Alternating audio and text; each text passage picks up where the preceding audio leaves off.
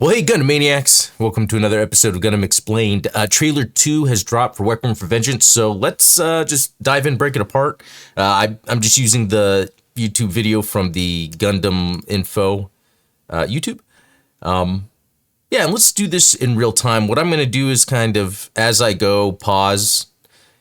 Awesome stuff. Love the debris. Love the way this looks. And I'm going to try to refrain from just saying, I love the way this looks. But I do. Okay, what I like is we're seeing a lot of just the world building, just, within this, seeing it looks like, there's something going on, having to take off. We see the guys kind of guiding the mobile suits out.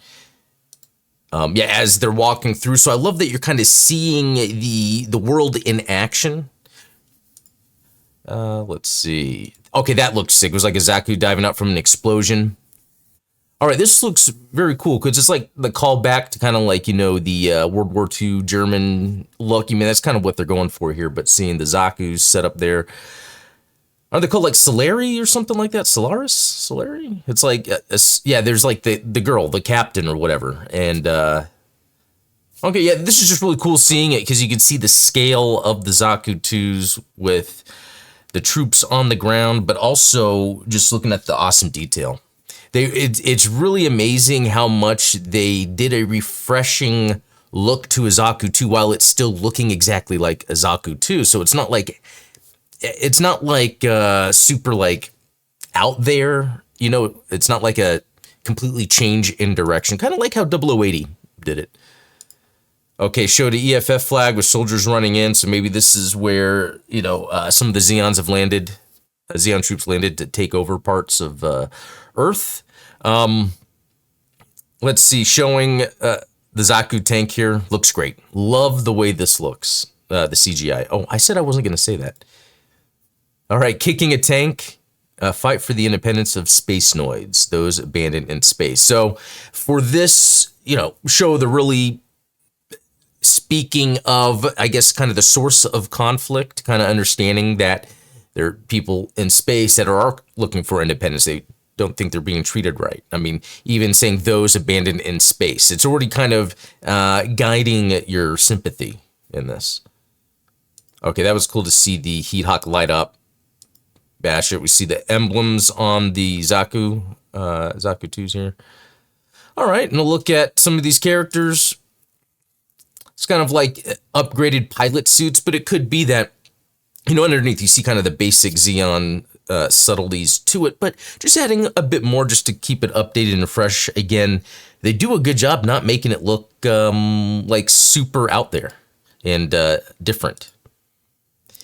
Yeah, and I really like the lighting here. Just from an artistic perspective, how we have the time of day with the sun, we still see the character's face, but there's also a light source that is shown to the foreground from the foreground, giving really nice depth of field here. I mean, this looks great. I love the way it looks. Didn't I say I wasn't going to say that? Okay, 11 months after the outbreak of war. Love this. So this is when we see like the Gundam EX where I'm going to go with comparing it to Jason from Friday the 13th. It's got, the white mask essentially. And they're taking the best of already existing Gundam designs in order to pull off this menacing look. You got EZ8, you got the Stardust line. Forgot the name all of a sudden. Okay, we saw a jump kick. And yanking off the tubes. Okay, it just cut the tank in half. That is a sick scene. And I love, this is an idea I had a long time ago when I would take pictures of Star Wars action figures and Jedi going through droids using the melted metal as like gore. And they're doing that here. And it looks excellent. That was just awesome. It just cut off its arms. That was so quick. It's one thing to tell a Gundam story and have giant robots show off, but it's another thing to really focus on pulling off the action scenes. What is really going on? Not just stabbing, not just shooting, but really good camera angles to show off. This thing just looks badass. Man, love it. Look at that.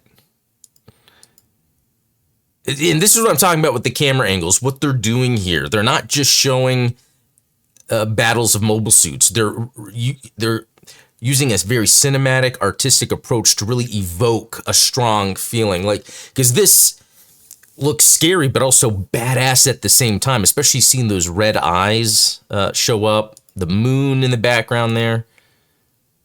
This is probably more of that slicing the tank in half and getting some of its arm, its hand there.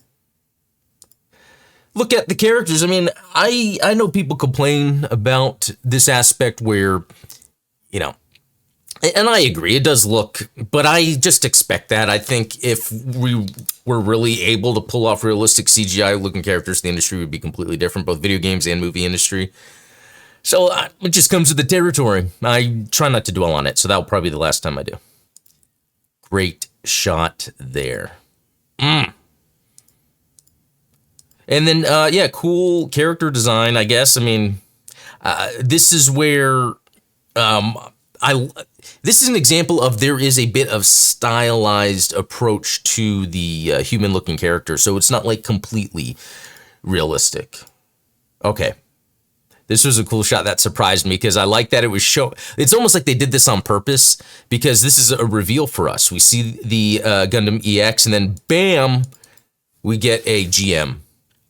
And, you know, the head's very interesting the way it looks. I guess I'd have to look through my various notes of lore I have, but this style design would probably exist at that time anyway, with a lot of GM experimentation had happened, as we learned after the fact. But also it's got a rocket here. And I'm curious, and we'll see it as it goes, how much it takes the visuals from the Gundam EX itself. Where you're seeing very segmented parts to it, where it doesn't look like it's fully filled in. Kind of like when they would have to draw the animation early on, there would be larger chunks for pieces. Here they can kind of go in and add nuance of detail to what like a giant arm would look like of a robot. I don't know. I'm just talking a lot. I'm excited about this. Okay, so that's just explosion in a hangar. I'm trying to pause to see something noteworthy, but again, the cinematography. This is just a great shot. Look at the Zaku there. That's the one we saw with the two little antenna. But just the foreground here, the lighting, and high contrast. When a movie looks good, you could tell by it seems dark, but what you need to see, you could tell what you need to see because the lighting is key. It's like when you watch. I guess an example would be maybe watching like Gareth Edwards' Godzilla versus the newer Godzillas. Yeah. So I really like this look. It has like this chainmail sort of look, or that could be a portion of the armor, like under the armor, maybe that connected it and it's like plating that came off. Cool design though. Oh, a good look at that GM here. What's really neat is I love how it has that look, you know, the chest almost looks like it could have a core fighter in there. I would think it would be sick if there was a line of GMs like mass produced that looked like this, you know, this early in the war and they all had core fighters. So there could be like those battles and then they come back together and fight. I know that's done on a small scale in certain periods, but the shield, it looks like that same shield that we saw from the Gundam EX. So it could be that we'll probably see more functionality out of these as we go. And how they're doing the front skirts here is a very neat look. I'm really digging these designs. All right, tank go boom. Okay, we're seeing the beam sabers are on this side, it looks like. Could be a reverse shot. The Zaku is tackling. Oh, it's a GM. Interesting. So does that mean the GM will also have multiple, like a saber rack? I'm just realizing this now. That's actually pretty cool. And then the GM using its arm to block the Heat Hawk. Does that work out? Kinda. Did you notice that? And they did talk about they can't cut through the armor. So they actually mentioned that in this trailer. Anyway, that was a cool shot just then. Like, again, with the cinematography, like you can have the the very realistic, grounded, gritty, where there's not too many cool looking things, but then you can have that heroic shot and do it tastefully. And this looks awesome because this is like something that would be taken from like the original anime. And then how it just takes that shot, hits the shield. Looks like it goes through the shield. So, and this is in the trailer where they're talking about how dangerous these new mobile suits are that the Federation has against Xeon because they're, and that adds that mystique of the horror of what these things are capable of. They can't cut through them. They have beam weaponry. It's a really good take on the UC Gundam story. Anyway, wrist launchers on this Zaku II, they almost look like they were wire-guided missiles. Yeah, I love that because that adds to that time period where, there's those incom systems, those funnel systems, bit systems as we go further into the future of the technology. This kind of retains the classic where there was a lot of wire-based stuff like that. Really cool shot there of it kind of diving away. Another example of the stylized approach to the characters. This is a cool design character. I really like the way this looks.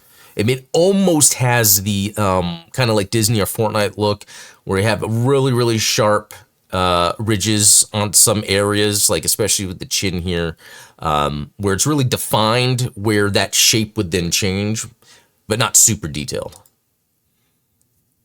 Yeah, very cool. Yeah, and then even just with this shot, because look at how the eye is in focus, the nose is out of focus, the hair is out of focus. There's a lot of thought being put behind these shots. So you got some tank on Zaku tank action, APC going flying, pointing up to space.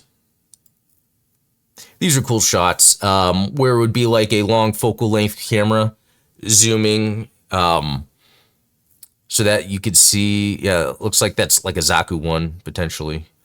And then Zaku 2 back there. This doesn't have the, the tubes on the side. This one does, so it's cool to see a mix of the mobile suits. And I just love, like, when you look at the Xeon officer uniforms, the soldier uniforms, it's like exactly like it was. It's, again, sometimes as new things come out in the future, they change the designs completely, but they're doing a good job with this. There's a Gouf, what we all want to see. And then Guntank. So it's like the Zaku tank, but a Guntank for the Federation. So that was a cool maneuver.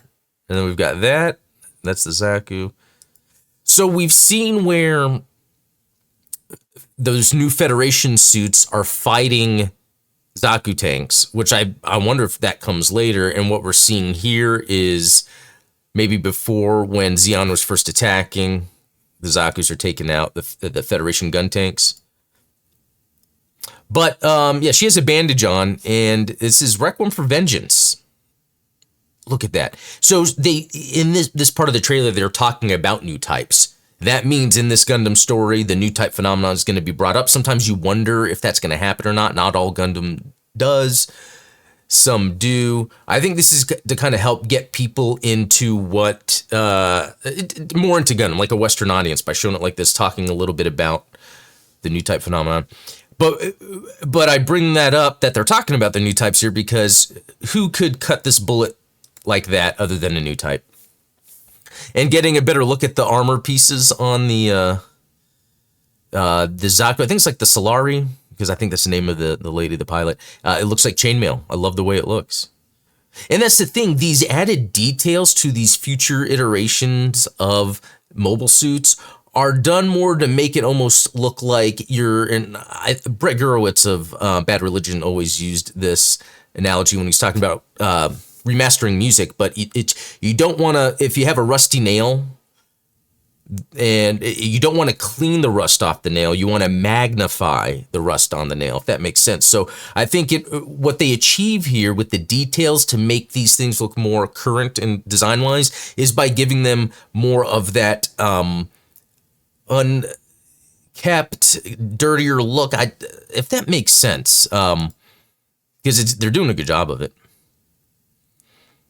Okay, this shot is great here because this reminds me of, you know, a Jason movie where Jason would get part of his mask blown off and his eye looks through. Like everything about this shot, especially the level of the depth of field in the back to me, and like the degree of the blur it has in the motion really does help produce the scale I think that this is supposed to be achieving.